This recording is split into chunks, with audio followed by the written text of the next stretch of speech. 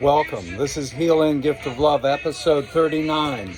We'll complete episodes 37 and 38 soon enough and continue our discussion of science fiction, popular culture, and David Bowie to the Dharma and the ideal Renaissance renewal of humanity and all of the good beings on the earth, on this, the good green earth that will be, that is destined to be bowing before the mind of clear light, the divine composer, aka what we call goddess or God, liberty, freedom itself, living while free.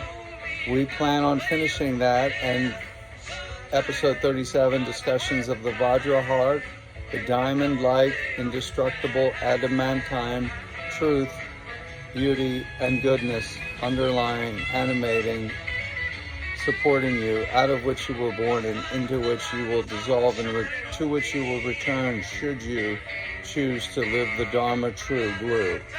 This is the book from which we're reading by genius translator and scholar extraordinaire, Force Majeur, Keith Dowman'S, Dzogchen, Khorde Rushen.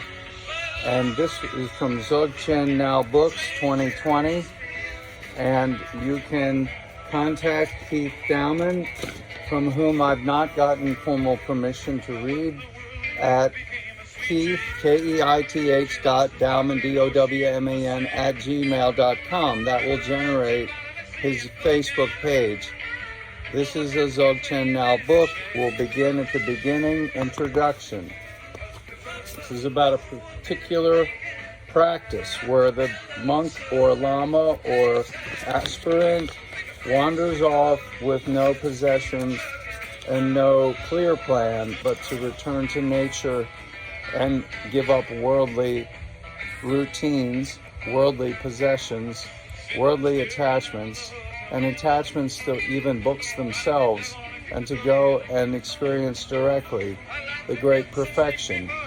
By giving up those things and acting, in a sense, like a madman, they then sometimes appear as homeless bums or beggars in your life, in what we call the land of the free, the home of the brave.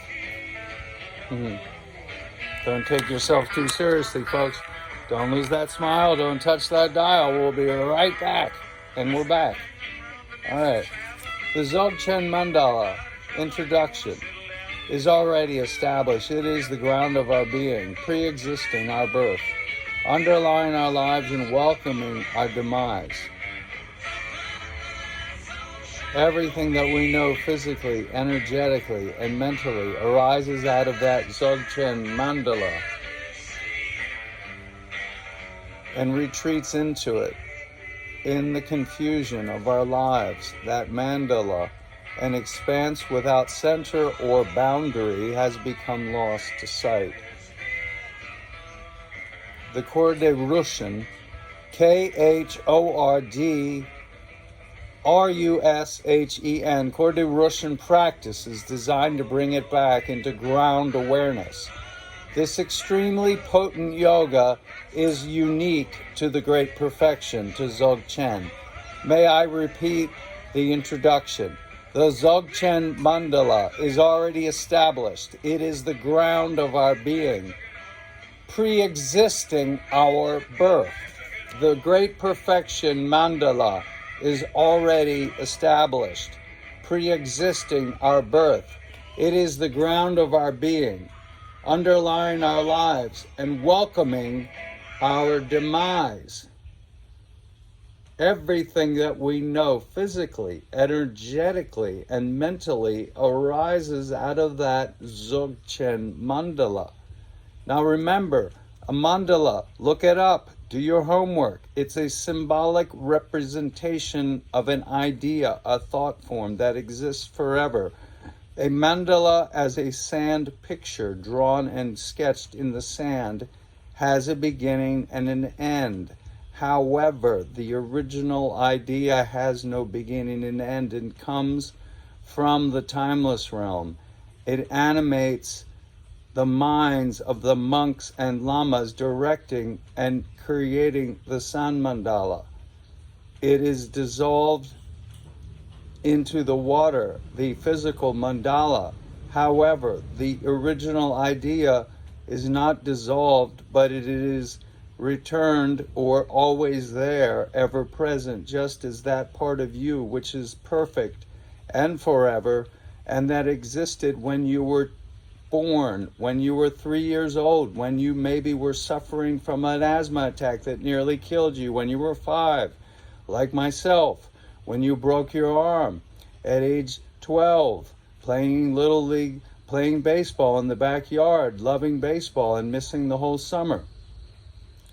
It's the same thing that's in there, whether you're a genius or mentally what they call retarded or filled with psychiatric problems. The perfection is still there. It is your ground awareness. It is the blueprint. It is equivalent to the computer software, which is the computer programming language, JIS, that construct a matrix like a Dzogchen great perfection mandala underlying matrix for you, from which your DNA creates your body and grants you your karmic, symphonic, ever recompose and completely, possibly renewed living experience of that great perfection, spontaneously present, because it is primordially pure and forever, based on mathematics, which is the invisible language of thoughts, which is forever. There's no beginning and end to the idea of zero or counting numbers or transfinite numbers, or the idea of infinity. There's no beginning to the idea of the square root of -1, which is used in electrical engineering and in physics for very many chemical and electrophysical, geophysical phenomenon are described by the square root of -1, which is an imaginary number as an idea that exists forever. However, the discovery of the square root of -1 had a time and a place. We don't need to go into George Cantor and the mathematics of the genius Bernard Riemann, who followed from Gottfried Wilhelm von Leibniz, who was buried in an unmarked grave, the mathematician who discovered calculus, from whom the British stole the reputation and buried him in an unmarked grave and sealed his papers permanently, and his cousins got them out after 100 years of lawsuits. Leibniz's essay, Felicity Means Happiness. Leibniz's essay, Happiness, on felicity, happiness, was read by Benjamin Franklin's group, who had every issue of the journal that this great universal genius, the greatest universal genius since Leonardo da Vinci, since Plato and Pythagoras, since, I wouldn't put Cicero in that ballpark. I would put Plato, Leonardo, possibly Raphael Sanzio, the group who created William Shakespeare, John Dee, Edmund Kelly, and the playwright Christopher Marlowe, and then the other fairy queen, the authors, the poets are around Elizabeth, and then, of course, the group around Leonardo da Vinci, and you cannot exclude the group around Michelangelo, and then the group around the de Medicis, the Italian Jewish banker family who brought Plato's teachings, which had the metaphor of the divine composer rather than the prime mover or the unmoved mover as a god, which is in Aristotle. Aristotle's God is impotent, and Aristotle's mathematics is, and his model that comes from his claims, are all fixed and dead and stagnant, like the emperor is as a clone of himself over and over again within the Foundation series, so eloquently depicted in the new Apple television show. And that is, of course, Isaac Asimov's novel, The Foundation, that was followed by 2 more and then others. But the main trilogy describes an empire presided over throughout the galaxy by one family of 3 male clones of each other, of the first emperor. There's one that's Dawn, the child and grows to a teenager. Then he becomes a man, and then he assumes leadership and becomes Day. He's the ruling emperor, and they're all called Cleon. And there's only a few that know this, and there's only one intelligent robot left after the robots were destroyed in the robot wars, and she serves the emperor, and she lives 30,000 years, and she's seen everything, and she's administering the empire, which is falling and to collapse. And the foundation is the idea of going out like the colonists in the Americas to restart civilization with a foundation of a moral imperative, not only to survive, but to create something that is Renaissance in orientation, whereby everything is done in service to the good, the true, and the beautiful, and not for the power, the money, or the sex. All right, returning to our reading, we get this extremely potent yoga. Well, what is it? Everything that we know physically, energetically, and mentally arises out of that great perfection mandala and retreats into it in the confusion of our lives. That mandala, an expanse without center or boundary, has become lost to sight. This particular practice, this Khorde Rushen, Khorde Rushen practice, is designed to bring it back into ground awareness, to shock you back in so you can ground it, go down, into the brown, and getting dirty, embracing it, fully embracing the experience, and as you see it as illusory at the same time and insubstantial. First, we are caught up on the wheel of life with samsara and nirvana, inextricably confused with a dualistically formulated intellect that is painful. Well, isn't that a bitch? You know how that goes, right? Whew. Wow. This is something else. I mean, this is a real heavy, powerful teaching. This is unbelievable.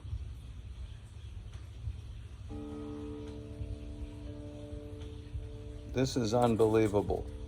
First, we are caught up on the wheel of life with samsara, suffering, psychic existence, and nirvana, heavenly experiences in between, inextricably confused with the dualistically formulated intellect that is painful. Sakyamuni, the Buddha, described it as the suffering that attains human life. The Khorde Rushen is a Dzogchen great perfection yoga, overcoming that suffering. The literal translation of Khorde, Khorde, Rushen, Rushen, the literal translation, quote, establishing the unity of the samsara and nirvana dualism. To repeat, the Khorde Rushen is, quote, establishing the unity of the samsara and nirvana dualism. States the problem and the answer. Does this meaning, does this definition? We may know already that any separation is impossible, that the unity of samsara, that is psychic existence, the realm of suffering, and nirvana, the heavenly experiences, is realized in initiatory experience, that the enlightened mind of a Rigpa implies a unitary state of being. To know this in our bones, to realize it existentially, is the practice of the Khorde Rushen. To repeat, so to know that there is a unity, that any separation is impossible between samsara and nirvana, and that is realized. And then the enlightened mind of Rigpa implies a unitary state of being. To know this in our bones is to realize it existentially.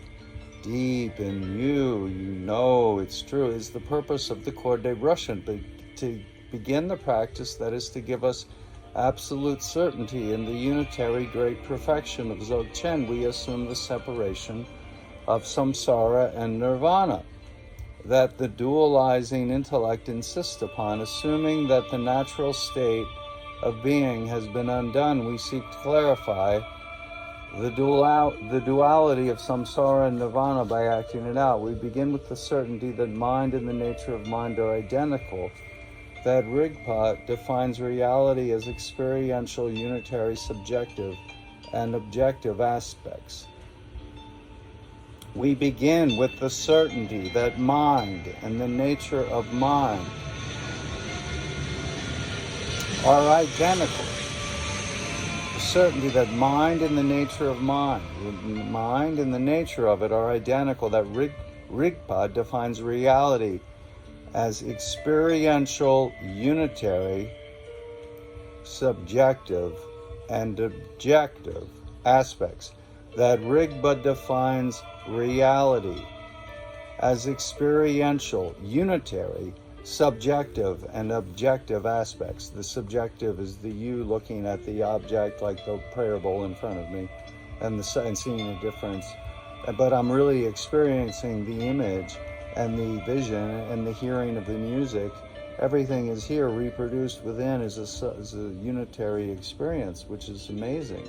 It's inside that you see. You're not seeing really outside. It's amazing, really, when you think about it. That enlightened realization can be stated as, quote, samsara is nirvana. To repeat, that enlightened realization can be stated as S equals N, sin. S-C-N, sin, S equals N. Samsara is nirvana. Samsara is nirvana, sin. That non-dual experience is knowledge of Buddha and knowledge of the nature of mind. We know that samsara and nirvana refer to the two sides of a single coin, but in reality, we cannot have one without the other, or to say it without equivocation. Quite distinctly, they are identical. That certainty arises with the intuition of the ground of being. We know it, but it is not proven in our moment-to-moment experience. A strong karmic reinforcing our habit of dualistic perception infuses our every experience. For that reason, we attempt to make a distinction between samsara and nirvana, to separate the two. In order to know that duality is a unity, we need to know the duality intimately. The initial primary part of the Rushen is to focus the samsaric forms, and in that effort proving that they cannot be separated from nirvana. The second part, identified with nirvana, is to prove that nirvana cannot be separated from a form, from a samsaric form. The result is to strengthen the certainty of the transcendent awareness in which samsara and nirvana are one. In other words, you get to the point where you can keep returning to life on earth in the middle of the most difficult and trying circumstances, and you're having a blast like a Hollywood movie. You're Jack Reacher. All right, we're going to take a break. We'll return to episode 39, reading from Khorde Rushen. It's a great translation by Keith Dowman. Thank you ever so much, Mr. Dowman. Don't touch that dial. Don't lose that smile. The Flower Power Hour, a.k.a. Healing Gift of Love, will be right back.